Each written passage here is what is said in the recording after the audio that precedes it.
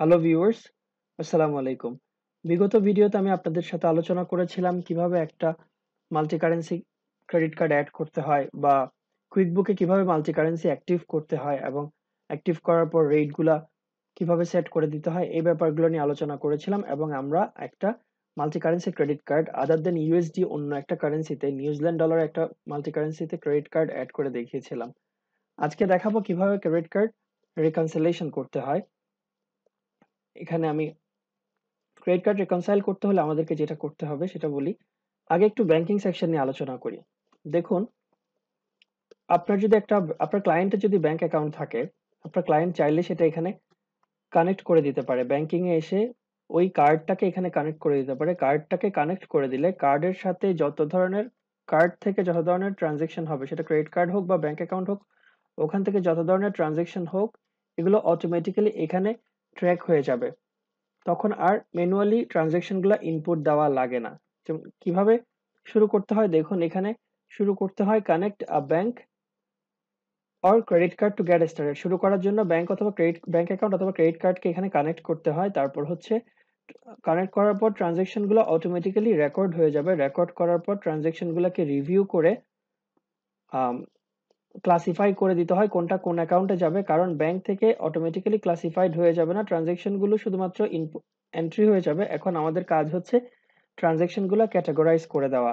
Categorise করে কোনটা কোন চার্ট অফ অ্যাকাউন্টস এর আন্ডারে যাবে। সাপোজ আপনি যদি ফুয়েল কিনেন, সেটা যেখানে যাবে ট্রাভেলিং এক্সপেন্সে যেতে পারে। আপনি যদি সেলিং এক্সপেন্স পে করেন, সেটা সেলিং এক্সপেন্সের আন্ডারে যাবে। আপনি যদি রেন্ট পে করেন কার্ড ইউজ করে, সেটা রেন্টের আন্ডারে যাবে। আপনি যদি ইন্স্যুরেন্স এক্সপেন্স পে করেন, সেটা এখানে চার্ট অফ অ্যাকাউন্টসে এসে ইন্স্যুরেন্স এক্সপেন্সের আন্ডার ইন্স্যুরেন্সের সাথে যাবে। সো এখন দেখুন কার্ডটা কিভাবে কানেক্ট করতে হয়। যদি এখানে আমি কার্ড অ্যাড করে দেখাচ্ছি না, যেহেতু এটা ক্লায়েন্টই নরমালি কার্ড অ্যাড করে দিবে। জাস্ট কোথায় করে জিনিসটা আপনাদেরকে দেখাচ্ছি। সাপোজ এখানে একটা ব্যাংক হতে পারে, royal bank, royal bank of Canada বা বা চেজ ব্যাংক। এই যে কোনো একটা ব্যাংক সিলেক্ট করার পর যাবতীয় ইনফরমেশন এখানে ডিসপ্লেতে যা কিছু প্রদর্শন করবে, কন্টিনিউ দেওয়ার পর ইনফরমেশন গুলো দেওয়ার মাধ্যমে আপনার ক্লায়েন্ট তার যাবতীয় ইনফরমেশন দিয়ে চেজ ব্যাংকে তার যে অ্যাকাউন্টটা আছে ওটা যদি এখানে কানেক্ট করে দেয়, এই যে এখানে আমরা নরমালি যেভাবে পেমেন্ট গুলো করি এভাবে এখন ব্যাংকের ইনফরমেশন গুলো চাইবে। যাবতীয় ইনফরমেশন দেওয়ার পর যদি একটা ব্যাংক অ্যাকাউন্ট এখানে কানেক্ট করে দেওয়া হয়, সাপোজ আপনার ক্লায়েন্টের চেজ ব্যাংকে অ্যাকাউন্ট আছে, ওই ব্যাংকের সাথে অ্যাকাউন্টটা যদি উনি এখানে কুইকবুকের সাথে কানেক্ট করে দেয়, তাহলে যাবতীয় ট্রানজেকশন অটোমেটিক্যালি কিন্তু কুইকবুকসে এসে যাবে। এর পরের কাজ হচ্ছে শুধুমাত্র ক্যাটাগরাইজ করে দেওয়া, এক্সপেন্স গুলাকে ক্যাটাগরাইজ করে দেওয়া, যেটা অনেক সময় আমাদের ক্লায়েন্ট চেয়ে থাকে। আমাদের ক্লায়েন্টের যেটা হয়, ব্যাংক অ্যাকাউন্ট কানেক্ট করা থাকে, কানেক্ট করা থাকার কারণে যতগুলা উনি কার্ড থেকে অথবা ব্যাংক থেকে যত ট্রানজেকশন করে সবগুলো অটোমেটিক্যালি কুইকবুকসে এসে যায়, কিন্তু যেটা যেই হেডে যাওয়ার কথা ওইভাবে ক্যাটাগরাইজ করা থাকে না। সো ক্লায়েন্ট আমাদের থেকে অনেক সময় চায় আমরা ব্যাংক ক্যাটাগরাইজ করে দিব এবং ব্যাংক রেকনসিলিয়েশন করে দিব। যাই হোক, তো এখানে কানেক্ট করতে পারি। এখন তো আমরা কানেক্ট করতে পারছি না, আমরা চাইলে ট্রানজেকশন গুলো আপলোডও করতে পারি। আচ্ছা, আপলোড করতে হলে যেটা করতে হবে, আমি একটা এক্সেল ফাইল রেডি করে নিচ্ছি। প্রথমে আমি একটা ডেমো কিছু ইনফরমেশন নিলাম, এটা রিয়েল ইনফরমেশন না, কিছু ডেমো ইনফরমেশন নিয়ে আমি আপলোড করে দেখাবো। এই যে দেখুন, এটা হচ্ছে একটা, সাপোজ আমাদের যে এনজেডডি যে ক্রেডিট কার্ডটা আছে ওটার ব্যালেন্স আমি 190 এখানে বসিয়ে নিলাম। ব্যালেন্স হচ্ছে ক্রেডিটে ব্যালেন্স, এবং কিছু কিছু ট্রানজেকশনস দিলাম, এবং যেটা ব্যাংক স্টেটমেন্টে থাকে রিয়েল কিছু ট্রানজেকশন নাম দিলাম, যেভাবে ব্যাংক স্টেটমেন্টে হয় অন্য একটা ব্যাংক স্টেটমেন্ট থেকে কপি করার মাধ্যমে কিছু ডেটস দিলাম। এবং পেমেন্ট গুলা এখানে মনে রাখবেন, চার্জ মানে হচ্ছে আপনি খরচ করেছেন, আর পেমেন্ট মানে হচ্ছে আপনি আপনার ক্রেডিট কার্ডের পেমেন্ট দিয়েছেন। যাই হোক, এখানে একটা সামারি আছে। সো দিন শেষে ব্যালেন্স দেখাচ্ছে এটা, যেটার আমাদের ওপেনিং ব্যালেন্স ছিল এটা। এখন আমাদের এই ওপেনিং ব্যালেন্স থেকে এই ব্যালেন্সে কিভাবে গেল দেখুন, এটা হচ্ছে আমাদের ওপেনিং ব্যালেন্স, আর এগুলা হচ্ছে কার্ড ইউজ করে যাবতীয় পেমেন্টস। কার্ড ইউজ করে এই পেমেন্ট গুলো দেওয়ার পরে আমার ব্যালেন্সটা আরো বড় হওয়ার কথা, এট দ্য সেম টাইম আরো কিছু পেমেন্ট দিয়ে দিল। অর্থাৎ কার্ডে যেহেতু পেমেন্ট বেড়ে গেছে, কিছু খরচ করেছে কার্ড ইউজ করে, পরে আবার কিছু কার্ডে ডিপোজিট করে দিছে, পেমেন্ট দিয়ে দিছে। সো পেমেন্ট থ্যাংক ইউ যখন দেখতে পারবেন আপনার ক্রেডিট কার্ডে, বুঝে নেবেন ওটা হচ্ছে ক্রেডিট কার্ডের পেমেন্ট ক্লিয়ার করা, লায়াবিলিটি ক্লিয়ার করা। সো এখানে দেখুন ওনার আমি একটা জাস্ট ডেমো একটা স্টেটমেন্ট ক্রেডিট কার্ড কি বলে এটাকে ক্রেডিট কার্ড রেজিস্টার রেডি করলাম বা একটা স্টেটমেন্টও বলতে পারেন। এখানে ব্যাংকের নামটা থাকবে, যাবতীয় ইনফরমেশন থাকবে, bank account, credit card number, হাবিজাবি যা যা থাকা দরকার সবকিছু থাকবে এবং ওপেনিং ব্যালেন্স, ক্লোজিং ব্যালেন্স একটা সামারি থেকে থাকে ব্যাংকের স্টেটমেন্টে। নরমালি ক্রেডিট কার্ড স্টেটমেন্টে এই ধরনের একটা সামারি থাকে, কত পেমেন্ট করলো, ব্যালেন্স কত ছিল, দিন শেষে কত কি কি বাবদ পেমেন্ট গুলা হলো। সাপোজ এখানে পারচেজ গুলা করেছে উনি, পারচেজ বা কিছু পেমেন্ট দিয়েছে, এখানে ফি চার্জ করেছে ব্যাংক ওনার কাছ থেকে, হয়তো ক্রেডিট কার্ড ফি, ইন্টারেস্ট চার্জ হলে এটা এখানে থাকবে। এজ এ রেজাল্ট এই ট্রানজেকশন গুলা করার মাধ্যমে কি একটা ওপেনিং ব্যালেন্স ছিল প্লাস আরো কিছু এক্সপেন্সেস করলো, একটা পেমেন্ট দিয়ে দিল এবং দিন শেষে এই ব্যালেন্সটাতে এসে দাঁড়ালো। সো এই জিনিসটা কুইকবুকস এর ক্রেডিট কার্ড স্টেটমেন্টেও সেম ট্রানজেকশন গুলো থাকতে হবে। কারণ এবং কুইকবুকে যদি এই ট্রানজেকশন গুলো থাকে এবং ব্যাংকেও যদি এই ট্রানজেকশন গুলো থাকে, দুই ট্রানজেকশনের ব্যালেন্স মিলে যাওয়ার কথা। এই যে ব্যালেন্স মিলানোর ব্যাপারটাই হচ্ছে রেকনসিলিয়েশন।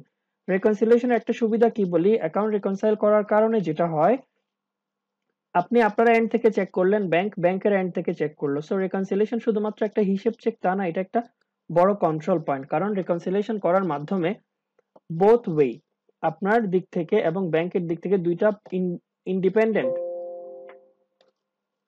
দুইটা ইন্ডিপেন্ডেন্ট সরি একটু দুইটা ইন্ডিপেন্ডেন্ট পার্টি থেকে চেক হয়ে থাকে। সো এটা একটা বড় ক্রস চেক বলা যায় বা কন্ট্রোল বলা যায় ক্যাশের উপরে। যেহেতু আপনি কিনেন বেচেন যাই করেন আপনার ব্যাংকে ইনভলভ করতে হয়। সো ব্যাংকের ট্রানজেকশন গুলো যদি আপনার বোথ ওয়ে ভেরিফিকেশন হয়ে থাকে তাহলে একটা বড় কন্ট্রোল পয়েন্ট ক্রিয়েট হয় এখানে। সো এটা একটা গুরুত্বপূর্ণ কারণ যে কারণে ব্যাংক রেকনসিলিয়েশন করা হয়। আমি একটা এক্সেল ফাইল ক্রিয়েট করি, আপনাদেরকে একটা ফাইল আপলোড করে দেখাই ট্রানজেকশন গুলো কিরকম হয়।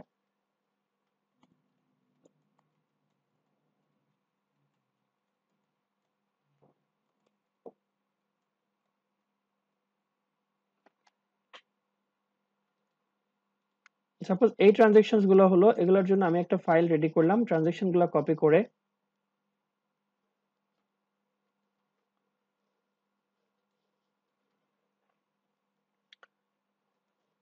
আগে একটা জিনিস দেখাই এখানে।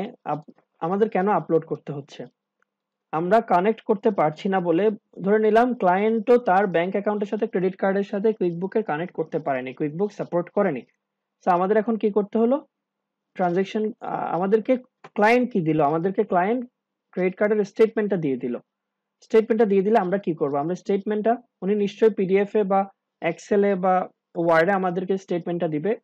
মোর প্রবাবিলিটি দ্যাট পিডিএফ এ দিবে। পিডিএফ এ দিলে আমরা একটু আমাদের যে কোনো একটা অনলাইন কনভার্টার বা আমাদের কম্পিউটারের অ্যাক্রোব্যাট রিডার প্রো ডিসি যেটাই থাকুক, যেই সফটওয়্যারই থাকুক না কেন, অনলাইন থেকে হলো আপনার ট্রানজেকশন গুলা যেখানে দেওয়া থাকবে, পিডিএফ দেওয়া থাকলে আপনারা এক্সেলে কনভার্ট করে নেবেন, যদি কানেক্ট করা না থাকে। আবারও বলছি, একটু পরে এই কানেক্ট করার কথাটা আপনারা বুঝবেন যদি এখনো না বুঝে থাকেন। আমরা ট্রানজেকশন গুলা পিডিএফ থেকে এক্সেলে কনভার্ট করার পরে আপলোড করব। এখন আপলোড করতে হলে আমাদেরকে কোন ফরম্যাটে রাখতে হবে, আমাদেরকে সিএসভি ফরম্যাটে রাখতে হবে বা কোনো একটা এক্সেল ফরম্যাটে রাখতে হবে। না, এক্সেল ফরম্যাট না, এখানে সিএসভি ফরম্যাট হতে হবে বা আদার এই ফরম্যাট গুলো হতে পারে। তাহলে আমরা করে সিএসভি তে ফাইলটা সেভ করব। আচ্ছা দেখুন, এই যে ট্রানজেকশনস গুলা হলো সারা মাসের, এই ট্রানজেকশনস গুলা এখানে দেখুন, ব্যাংকে প্লাস করেছে মানে আমার খরচ, বাট আমার দিক থেকে যদি চিন্তা করতে যাই, এগুলো হচ্ছে আমার জন্য মাইনাস এবং এটা হচ্ছে আমার জন্য পজিটিভ। তো আমরা এটা কিভাবে করব দেখি। ব্রাউজে এসে আমরা আচ্ছা আগে একটা ফাইল সেভ করে নিই। আমি ট্রানজেকশন গুলো এখানে সেভ করলাম সব। ট্রানজেকশন গুলো এখানে সেভ করার মাধ্যমে আমার অ্যামাউন্ট গুলো এখানে চলে আসলো, পেমেন্টের অ্যামাউন্টটা আসেনি। সো পেমেন্ট, আমরা এক কাজ করি, আমাদের এগুলো হবে সব মাইনাস, এই ফিগার গুলো সব মাইনাসে হবে আর ওইটা যেটা পেমেন্ট ওটার কারণে আমার কার্ডের লায়াবিলিটি কমবে, সো ওইটা আমার জন্য প্লাস হবে। দেখুন এখানে তিনটা কলামের মাধ্যমে ডেট, ডেসক্রিপশন এবং অ্যামাউন্ট, এই তিনটা কলামের মাধ্যমে আমি আমার ট্রানজেকশন গুলো সর্ট আউট করে নিলাম, সর্টিং করে নিলাম। এখন আমাকে ফাইলটা আপলোড করতে হবে। আরেকটা জিনিস দেখুন, এরকম ব্যাংক ব্যাংক তো আর লিখে দিবে না কোনটা কিসের খরচ, আপনাকে দেখে বুঝতে হবে। সাপোজ এখানে লেখা আছে কি আলাস্কা এয়ারলাইন্স। সো এয়ারলাইন্স দেখে আমরা যেটা বুঝতেছি এটা কোনো একটা ট্রাভেল এক্সপেন্স হতে পারে, বা এটাও এয়ার ট্রানজিট, এটাও আমরা বুঝতে পারি এটা একটা ট্রাভেলিং এক্সপেন্স হতে পারে। তারপর নিউ জার্সি ট্রানজিট, এটাও দেখে বোঝা যাচ্ছে এটা একটা কি হতে পারে, ট্রাভেলিং এক্সপেন্স হতে পারে এয়ার অথবা ট্রেন। তারপর এখানে ভার্জিনিয়া রেলওয়ে এক্সপ্রেস, এখানে বুঝতেই পারছি আমরা এটাও ট্রাভেল এক্সপেন্স। তারপরে এখানে ফিস চার্জ যেটা আছে, একটা আছে এখানে, আর একটা দেখতে পেলাম কোথায়, এই যে এই ফিস চার্জ, এগুলো হচ্ছে ব্যাংক চার্জ হিসেবে আমরা রেকর্ড করব। তারপর টেক্সাকো ওকল্যান্ড, এটা কিসের পেমেন্ট আমরা একটু দেখবো। ম্যাকডোনাল্ডস আমরা বুঝতে পারছি রেস্টুরেন্ট। সো আমরা যখন চিনবো না, তখন কোনো একটা ট্রানজেকশন যখন আমরা ক্যাটাগরাইজ করার সময় চিনবো না কেন করা হয়েছে, আমরা একটু গুগল করে দেখবো, এরকম নামটা খুঁজে নিয়ে যদি দেখি, তারপর আমাদেরকে বুঝতে হবে এটা ওই রিলেটেড এক্সপেন্স। সাপোজ এটা আমি খুঁজে নিয়ে দেখতে পেলাম এটা একটা স্টারবাকস, এটা একটা রেস্টুরেন্ট, বা নেভাল একাডেমি ক্লাব কমিশন, এটা কি আমরা ক্লাব, এটা আমরা একটু খুঁজে বের করব গুগল থেকে, আমরা একটু দেখতে পারি এটা কি।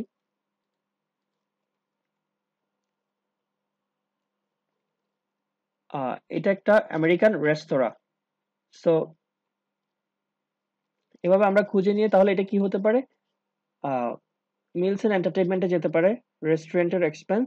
সো এভাবে আমরা এক্সপেন্স গুলো ক্যাটাগরাইজ করার সময় একটু ইন্টারনেটের হেল্প নিব, এবং যদি কোনোটা আমরা না বুঝে থাকি কোনোভাবে, তাহলে আমরা অবশ্যই ক্লায়েন্ট থেকে জিজ্ঞেস করে নিব, কারণ ক্লায়েন্ট কি খরচ করেছে সেটা কিন্তু আমরা বুঝার কথা না।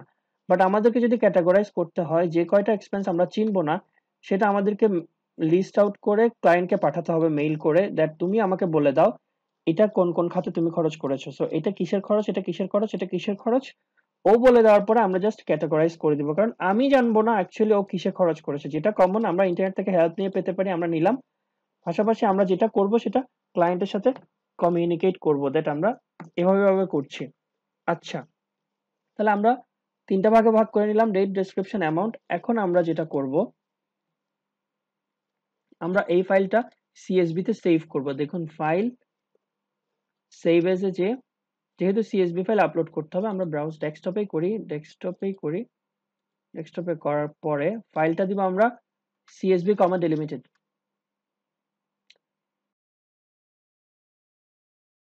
তাহলে আমরা ফাইলটা CSV তে সেভ করে নিলাম। CSV তে ফাইল রেডি হয়ে যাওয়ার পরে আমাদের কাজ হচ্ছে ব্রাউজ করে আপলোড করা। আবারও বলছি, আমরা ব্রাউজ করে আপলোড করছি because we don't have access to connect the bank account with QuickBooks। So এখন আমরা যেহেতু কানেক্ট করতে পারছি না, তাই আমাদের ট্রানজেকশনস গুলো অটোমেটিক্যালি এখানে আপলোডেড হবে না। আর অটোমেটিক্যালি যেহেতু আপলোড হচ্ছে না, আমাদেরকে ম্যানুয়ালি আপলোড করতে হবে। সো ফাইলটা CSV তে সেভ করার পর আমরা ব্রাউজ দিয়ে ফাইলটা চুজ করে নিব। এই যে দেখুন, এটা হচ্ছে আমার CSV ফাইল যেটা আমি সেভ করেছি একটু আগে। এটা ব্রাউজ করব। ওকে, ব্রাউজ দেওয়ার পরে নেক্সট দিব। নেক্সট দেওয়ার পর কোন অ্যাকাউন্টের এগেইনস্টে আমরা এগুলো করছি, NZD, রাইট? তো NZD অ্যাকাউন্ট আমরা চুজ করে দিলাম এখান থেকে, ড্রপ ডাউন থেকে যে অ্যাকাউন্টে ট্রানজাকশন আপলোড করছি ওই অ্যাকাউন্টটা চুজ করে দিব। সো NZD টা চুজ করে দিলাম, যেহেতু ওই অ্যাকাউন্টের ট্রানজাকশন ধরে নিচ্ছে এগুলা। তারপর আমাদের এখানে কলাম আছে কি কি, ডেট আছে, ডেটের জন্য একটা আছে, ডেসক্রিপশনের জন্য একটা আছে, আর একটা অ্যামাউন্টের জন্য আছে। আর ডেট ফরম্যাটটা আমরা সোফার করে আসছি মান্থ, ডে, ইয়ার দিয়ে দিলাম। আমরা একটু আমাদের এক্সেল ফাইলটা যদি দেখে নেই, এখানে কিন্তু মান্থ, ডে, ইয়ার আছে। ওকে, যদি এখানে কোনো রকম ডেট ফরম্যাট ঠিক না থাকে আপনারা করে নেবেন।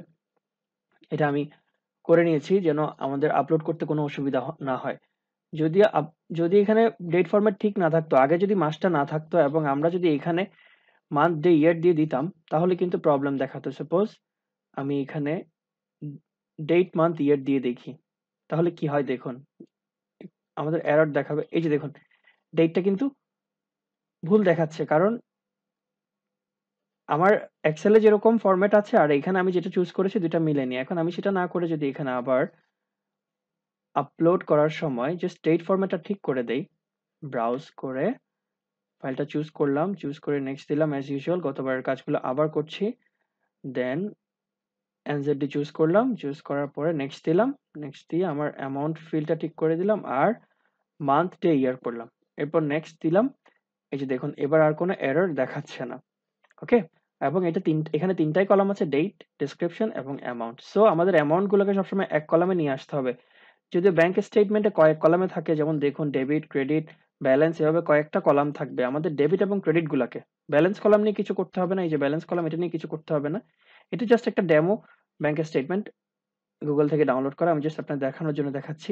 এই যে দেখুন এরকম কয়েকটা কলাম থাকলে আমাদের শুধু একটা কলামে অ্যামাউন্ট হিসেবে নিয়ে আসতে হবে, আর যেটা আমাদের এক্সপেন্স মানে ক্রেডিট কার্ড থেকে যেটা আমাদের চার্জ হবে, আমাদের লায়াবিলিটি বাড়বে, ওটা আমরা মাইনাসে রাখবো, এবং যেটা আমরা পেমেন্ট করবো এটাকে আমরা পজিটিভ রেখে আমরা এক্সেল ফাইল রেডি করে নিব। এই যে দেখুন যেগুলো পেমেন্ট,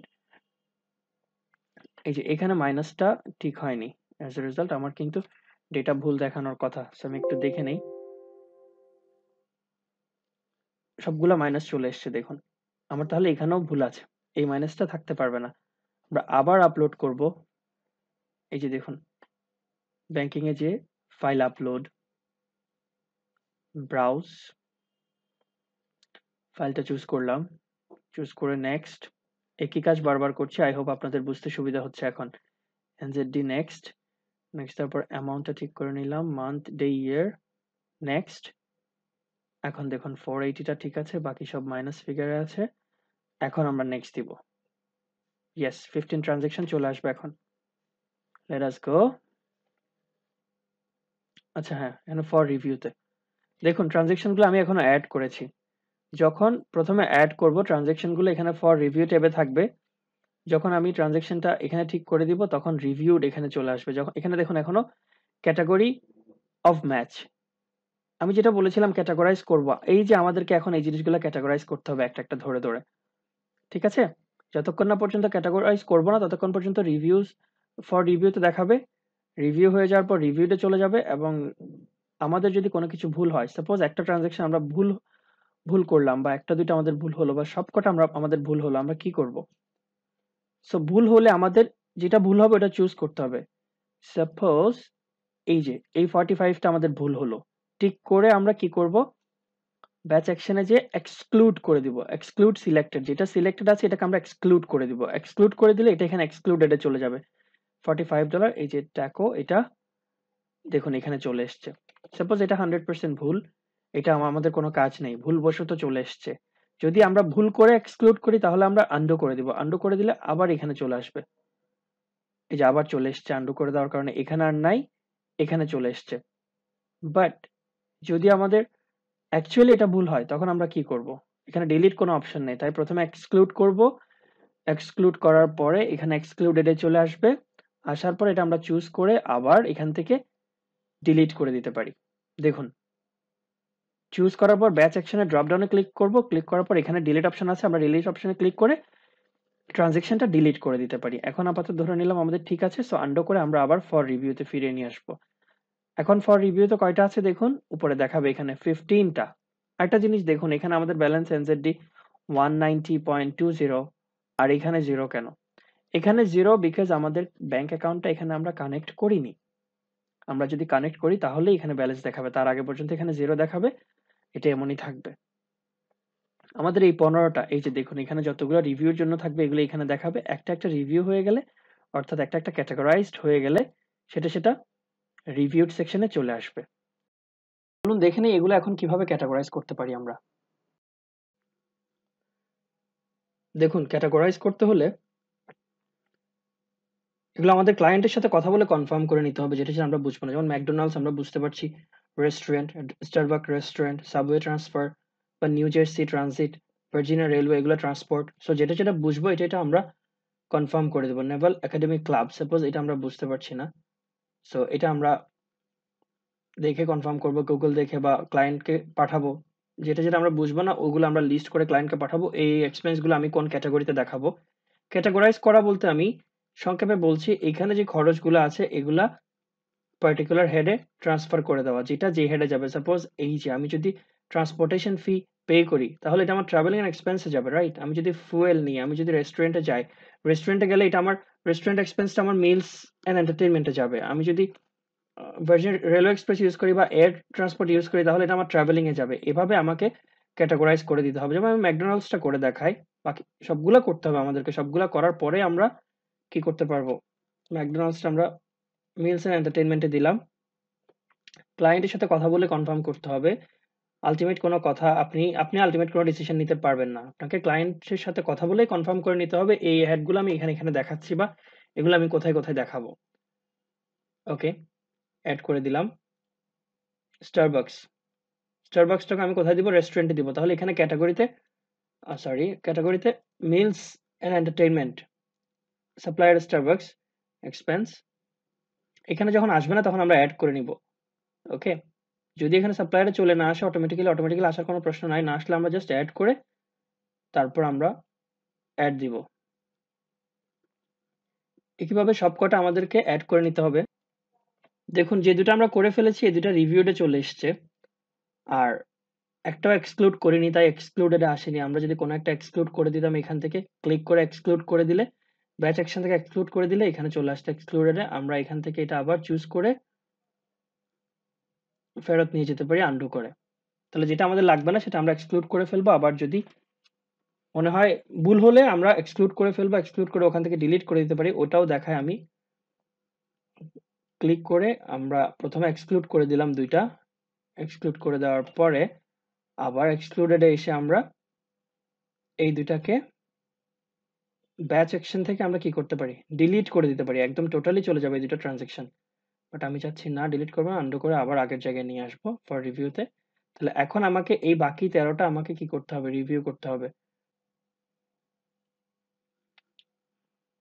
এই কয়টা আগে থেকে চলে আসার পিছনে কারণ আছে, আমি একটু পরে বলছি কেন চলে এসছে।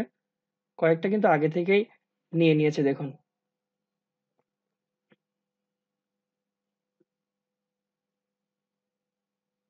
ব্যাংক চার্জ আগে থেকে নিয়ে নিয়েছে। কেন কিছু আগে নিয়ে নিল? দেখুন এখানে একটা অপশন আছে রুল। আমি যদি কোনো একটা রুল সেট করে রাখি এখানের জন্য, like what do you want to call this rule, suppose আমি ব্যাংক চার্জ, এখানে একটা রুল ক্রিয়েট করলাম। রুল ক্রিয়েট করা মানে আগে থেকে চুজ করে দেওয়া দ্যাট এই এই কথা থাকলে সাপোজ এটা কোথায় যাবে? মানি আউট, ডেসক্রিপশনে কি থাকবে, কি কন্ডিশন অ্যাড করব। যদি কন্টেইন সাপোজ এক ফিস চার্জড কথাটা ব্যাংক স্টেটমেন্টে লেখা থাকে তাহলে সেটা আমরা কোথায় দিব? সেটা এক্সপেন্স হিসেবে আমরা কোন ক্যাটাগরিতে দিব? ব্যাংক চার্জেসে দিব, এবং পেই আমরা কোন একটা দিতে পারি। এটা রেকমেন্ডেড বাট ম্যান্ডেটরি না। টেক্সটের ব্যাপারটা যখন থাকবে না তখন আমরা জিরো রেটে অ্যাড করে দিব। ওকে, অপশনাল, আমরা না দিলেও চলবে। তাহলে এভাবে যদি আমরা একটা রুল সেট করে দিই, এই যে এখানে কিছু রুল আগে থেকে সেট করা ছিল যেহেতু এটা আমি অ্যাকাউন্ট ইউজ করছি, সো রুল থাকার কারণে রুল ওয়াইজ কিছু জিনিস আগে থেকে নিয়ে নিল। সো যেগুলো আপনার রিপিটিটিভ এক্সপেন্স, সাপোজ ম্যাকডোনাল্ডস থেকে প্রতি মাসে বিল আসে, তখন ম্যাকডোনাল্ডসকে যদি আপনি অ্যাড করে রাখেন, দ্যাট ম্যাকডোনাল্ডস শব্দটা থাকলে এটা কোথায় চলে যাবে? মিলস অ্যান্ড এন্টারটেইনমেন্টে চলে যাবে। তখন ম্যাকডোনাল্ডস এর বিল আসলেই আপনি যখন ইম্পোর্ট করবেন এখানে সবগুলা ম্যাকডোনাল্ডস, এগুলো আপনার কষ্ট করে ক্যাটাগরাইজ করতে হবে না। আপনি জাস্ট এখানে অ্যাড বাটনে ক্লিক করবেন, ও আপনাকে চুজ করে দিবে। যেমন সাপোজ ট্যাকো বেল, এটা আমি রেস্টুরেন্ট হিসেবে নিলাম। মিলস, আমি জাস্ট বোঝানোর জন্য জিনিসটা করছি, আপনাদের কনফার্ম হতে হবে আসলে এটা কি। আমি নিজেও জানি না। It can be a restaurant, it can be a train service, air service, whatever, but আমি একটা কিছু দিয়ে দিচ্ছি জাস্ট আপনাদেরকে বোঝানোর জন্য। সবকটা অ্যাড করে আমার আমার আলটিমেট গোল হচ্ছে রেকনসাইল করা। সো 8টা বাকি আছে। সাবওয়ে ট্রান্সফার, এটাকে আমি ট্রাভেলিং এ দিয়ে দিলাম, ট্রাভেলিং এ দিলাম। এরপর কোনো কিছু চেঞ্জ করার থাকলে আমরা করব। ইউজুয়ালি করার কথা না, কারণ আমরা রেট গুলো আগেই সেট করেছি। নেভাল একাডেমি আমরা এটা রেস্টুরেন্টে দিব। মিলস এন্টারটেইনমেন্ট, ওকে, অ্যাড করলাম। একটা দেখালে তো বাকিগুলো পারবেন। এখানে যেহেতু অনেকগুলো আছে তাই বাকিগুলো আমি একটু দ্রুত করে যাচ্ছি। ভার্জিনিয়া, এটাও ট্রাভেলে দিলাম, সরি, ট্রাভেল এক্সপেন্স, অ্যাড। এরপর এয়ারলাইন্সকে আমরা ট্রাভেলিং এ দিলাম, ট্রাভেলিং এ দিয়ে দিলাম। এই যে এই নামটা কপি করে আমরা এখানে দিতে পারি, আপনারা দিবেন যদি প্র্যাকটিসের স্বার্থে দিবেন, যত বেশি প্র্যাকটিস করা যায়। নিউ জার্সি ট্রানজিট, এটাও আমরা ট্রাভেলিং এ দিলাম যেহেতু ট্রানজিট শব্দটা দেখতে পাচ্ছি। এরপর এটা হচ্ছে ওপেনিং ব্যালেন্স, এটা ক্যাটাগরাইজ করার কিছু নাই, এটা আমাদের এখানে আসবে না, এটা আমরা ভুলবশত নিয়ে এসেছি। আমাদের ব্যালেন্সটা শুরুতেই 190 ছিল এখানে, সো এটা আবার আসার কোনো কিছু নাই। আমি ভুলবশত যখন ইম্পোর্ট করছিলাম তখন ব্যালেন্সটা সহ এক্সেল ফাইলে ইনক্লুড করার কারণে এটা এখানে নিচে চলে এসছে, বাট ওইটা কিন্তু এখানে থাকবে না। সো এটা যেহেতু ভুল করেছি এখন এটা আমরা ডিলিট করে দিব।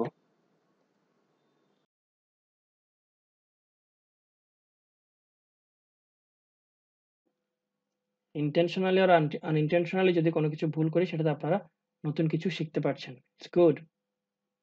ওকে, তারপর আর দুটো আছে এখানে, এই দুটো হচ্ছে একটা হচ্ছে এয়ার, এটা আমরা ট্রাভেলিং এ দেখিয়ে দিব, ট্রাভেলিং এক্সপেন্সে দেখিয়ে দিলাম, আবারও দেখাচ্ছি ট্রাভেলিং এর। এরপর এই নামটা দিয়ে দিব, এখানে সাপ্লায়ারের নাম দেওয়ার পর অ্যাড করব। এরপর একটা জিনিস বাকি আছে, সেটা হচ্ছে পেমেন্ট থ্যাংক ইউ। এটা হচ্ছে কি, এটা হচ্ছে ক্রেডিট কার্ডের পেমেন্ট। অর্থাৎ আপনি যা কিছু কিনেছেন এখন তার এগেইনস্টে আপনার ক্রেডিটটা আপনি রিমুভ করছেন, আপনার লায়াবিলিটি আপনি কমাচ্ছেন, আপনি আপনার ক্রেডিট কার্ডের পেমেন্ট দিচ্ছেন। Simple. So payment thank you is reduction in liability, credit কার্ডের পেমেন্ট দেওয়া। এখন দেখুন ক্রেডিট কার্ডের পেমেন্ট কিভাবে রেকর্ড করতে হবে। একটা জিনিস মাথায় রাখবেন, আমরা যদি আমাদের হোম কারেন্সি যেটা থাকবে ওটাতে যদি আমি পেমেন্ট করি, তাহলে আমরা সেটা এখানে প্লাসে যেয়ে পে ডাউন ক্রেডিট কার্ডের মাধ্যমে করতে পারবো। আবারও বলছি, হোম কারেন্সি যদি হয়, যদি হোম কারেন্সি ক্রেডিট কার্ড হয়, আমাদের দুইটা ক্রেডিট কার্ড আছে, একটা হচ্ছে হোম কারেন্সিতে আর একটা হচ্ছে নিউজিল্যান্ড ডলারে। সো আমরা যদি ইউএসডিটার পেমেন্ট করি তাহলে আমরা পে ডাউন ক্রেডিট থেকে করতে পারবো, কিন্তু যদি হোম কারেন্সি না হয়, আমি একটু দেখিয়ে দেই এখানে যেয়ে pay down credit credit card, এখানে দেখুন এনজেডিটা সিলেক্ট করা যাচ্ছে না, আপনি শুধুমাত্র হোম কারেন্সিটা এখানে রেকর্ড করতে পারবেন। সো আমরা এটার জন্য যেটা করব, এই যে এই পেমেন্টটা $480 এই পেমেন্টটা যেটা করেছি এপ্রিলের 6 তারিখ, একটু যদি ক্রস চেক করি, এপ্রিলের 6 তারিখ কোথায় গেল, এই যে এপ্রিলের 6 তারিখ একটা পেমেন্ট করেছি $480। এটা যদি আমরা রেকর্ড করতে চাই তাহলে আমরা পে ডাউন ক্রেডিটে যেয়ে করতে পারবো না, because this is not in our home currency. এটার জন্য আমাদেরকে যেটা করতে হবে, ক্রেডিট কার্ড ফরেন কারেন্সিতে যদি ক্রেডিট কার্ড থাকে সেটার পেমেন্ট দিলে আমাদের এখানে ট্রান্সফারে যেতে হবে। ট্রান্সফারে গেলাম, ট্রান্সফারে যাওয়ার পরে আমরা কোন অ্যাকাউন্ট থেকে ফান্ড ট্রান্সফার করছি, সাপোজ আমাদের ব্যাংক অফ ইউনাইটেড স্টেটস থেকে আমরা ফান্ড ট্রান্সফার করব কোথায়, এনজেডডি যেটা আছে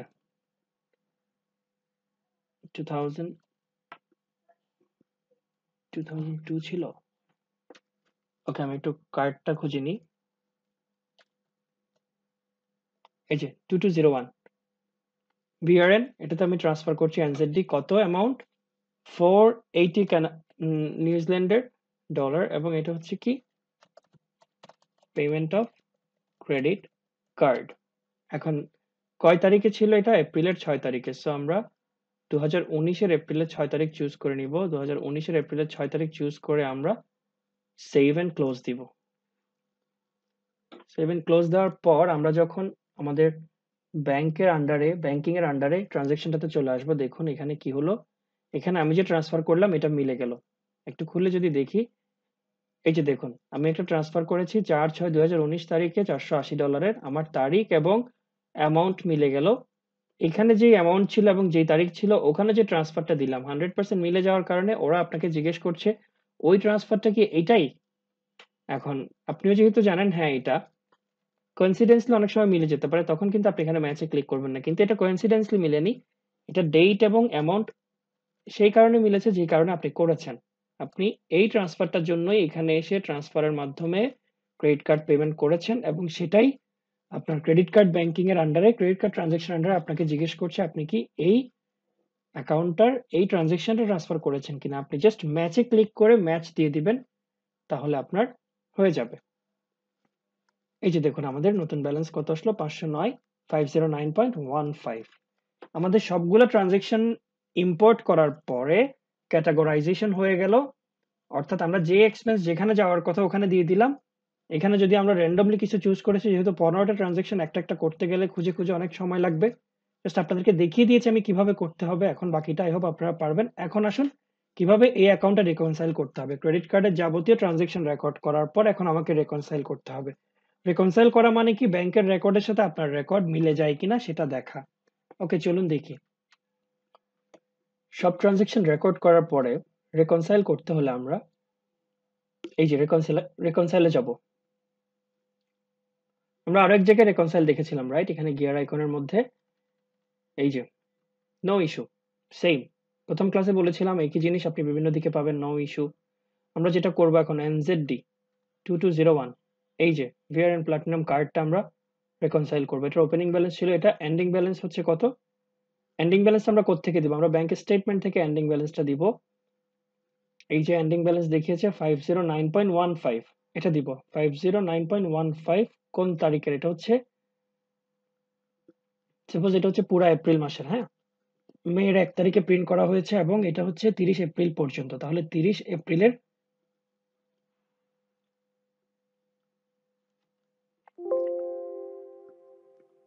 এপ্রিলের ব্যালেন্স এটা। সো এন্ডিং ব্যালেন্স আমরা দিব 509.15, 509.15। আমাদের সব ট্রানজাকশন ক্যাটেগরাইজ করে তারপরে কিন্তু রেকনসিলিয়েশনে যেতে হবে। এর আগে রেকনসাইল করা যাবে না। অবশ্যই মান্থ বাই মান্থ সব ট্রানজাকশন ক্যাটেগরাইজ করে তারপর আমাদেরকে রেকনসিলিয়েশনে যেতে হবে। আবারও বলছি, আমরা ট্রানজাকশন ক্যাটেগরাইজ না করে রেকনসিলিয়েশন করতে পারবো না। এন্ডিং ডেট ছিল 2019 সালের এপ্রিলের 30 তারিখ। 2019 সালের এপ্রিলের 30 তারিখ স্টার্ট রেকনসাইলিং দেওয়ার পরে দেখুন এখানে যখন কোনো ডিফারেন্সেস থাকবে না তখনই বুঝতে হবে আমাদের রেকনসিলিয়েশন প্রসিডিওর ঠিক আছে। আমরা যদি কোনো ভুল করি তাহলে কিন্তু আমাদের এখানে 0 আসবে না।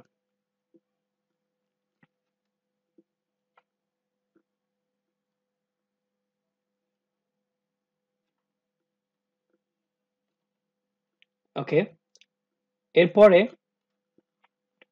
আমাদের যখন সবকিছু ঠিক থাকবে এখানে 0 চলে আসবে এবং 0 চলে আসার পর আমরা ফিনিশ নাও দিব।